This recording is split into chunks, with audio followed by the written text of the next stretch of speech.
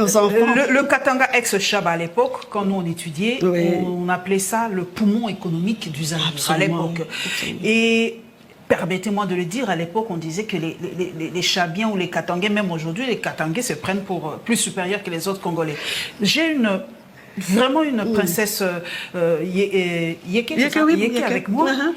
Est-ce c'est vrai ce qu'on dit de vous, les Katangais, que vous vous croyez supérieurs parce que vous nourrissez, en fait, toute la République? Pourquoi dire supérieur? Je ne crois pas qu'on se sente supérieur, mais on réclame seulement ce qui nous est dû. Parce que vous avez l'âme fédéraliste, en fait. Vous voulez le découper. Vous voulez d'ailleurs sortir le Katanga de la RDC. C'est votre rêve depuis Tchombe. Oui, quelque part, oui, parce que mon père était quand même le ministre de l'Intérieur de Tchombe. Donc là, il faut quand même assumer ce qui se passait. Il faut toujours entrer dans le contexte, moi, je crois. Il y a une grande différence entre nous quand on voit un peu les réalités. Surtout maintenant, je le sens davantage, ces populations qui viennent. Vous avez suivi comme moi. Les trains, là, le train qui a déraillé, il vient du Kasaï. Oui. Donc, il y a une multitude de gens. Le Kasaï, les deux Kasaï se vident de la population pour venir au Katanga. Ok, je me dis, pourquoi est-ce qu'ils ne construisent pas chez eux et maintenant aller visiter comme moi je vais au bas. J'étais la semaine passée au Congo central. Je suis allée pour la cérémonie de syndicat de Kolo, qui sont des amis d'enfance de mes petits frères. Donc il n'y a pas, moi je peux aller au Bas-Congo, on a notre maison à Mwanda. On a une maison à Mwanda. Ça ne me perturbe pas, mais j'ai ma maison, je sais que je suis du Katanga. Donc c'est là qu'il y a un problème, parce que quand les gens se déplacent comme ça, suivez-moi madame Colette, quand les gens se déplacent comme ça, c'est avec leurs us et coutumes. Mais entre-temps, vous arrivez sur une terre où les gens ont leurs us et coutumes. Chez nous, on ne mange pas de chien. Moi, particulièrement, nous, les Bayékés, on ne mange pas de poisson. Là, je vois ça prend aujourd'hui. Nous, les Bayékés, de la famille régnante, on ne peut pas manger de poisson.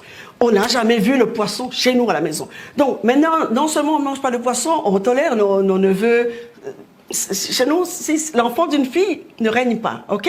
Donc mes enfants, ma fille Mukongo, elle mange chez elle à la maison. Mais chez moi, elle ne trouvera jamais le poisson chez moi, parce que moi, je suis l'enfant du mal. Je suis la fille de mon père. Ok.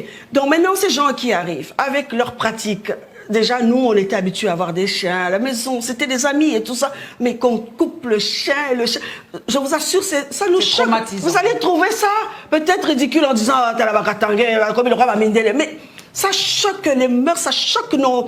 On était choqués au début parce qu'on se disait « Mais comment est-ce qu'on peut tuer un chien? On ne mange pas. » Et non seulement ça, mais non, c'est n'importe quoi. Hein. Donc, on ne respecte pas les lois parce que chez nous, il y a une expression qui dit « Quand tu arrives chez quelqu'un, tu vois ton ami danser sur un pied, eh ben, toi aussi marche sur un pied parce que tu arrives chez quelqu'un. » Donc c'est juste un problème d'adaptation, un problème d'intégration.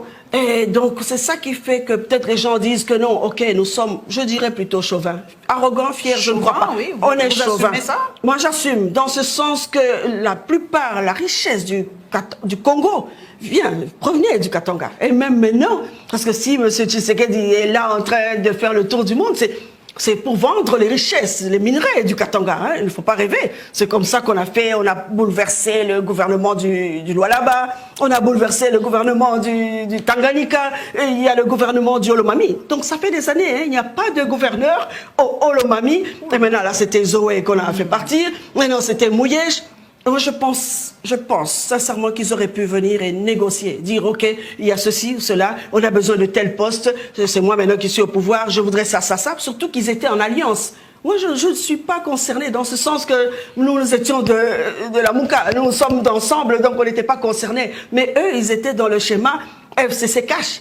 Donc, ils auraient pu négocier leur deal, parce qu'on nous a toujours parlé de deal, et je puis confirmer, je crois qu'il y a eu un deal, parce que moi, sur le terrain à Lobodi, c'est Martin Fayulu qui est passé. Je confirme haut et fort et je ne le cache pas. Parce que quand le départ est biaisé, quand les gens ne reconnaissent pas les débuts d'une affaire, comment ça s'est passé, c'est là que nous allons dans le désordre. Je crois qu'il faut être sincère avec soi-même et dire non, les résultats étaient ceux-là. Ok, il y a eu peut-être un deal. Eh bien, arrangez-vous comme vous avez commencé, au lieu d'embrouiller les gens et déstabiliser le gouvernement. Les populations souffrent à l'intérieur du Grand Katanga. C'est partout, c'est pas seulement Je suppose que c'est partout. Mais on est là en train de faire semblant, mais la réalité est telle que nous allons on va dévier, on dévie carrément.